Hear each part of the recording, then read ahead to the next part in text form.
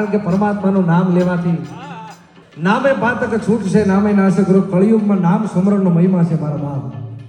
પહેલા તો સતયુગમાં એટલા સાધુ સંતો ઓલિયાઓ ફકીરો કેટલા વર્ષો સુધી તપસ્યા કરે ત્યારે કદાચ ભગવાન મળતા ન મળતા હોય એટલી કઠોર તપસ્યા કરવી પડતી. પણ કળિયુગમાં નામ સ્મરણનો મહિમા નામ સોમવડ કો નહીં જપ તપ તીરથ જોગ નામે પાતક છૂટશે નામે ના સગરો. કળિયુગમાં આપણે બધા આમ તો ભાગશાળી કહેવાય, એનું નામ લેવાથી જ આપણા દુઃખ ભાંગી ભૂકો કરી દે છે.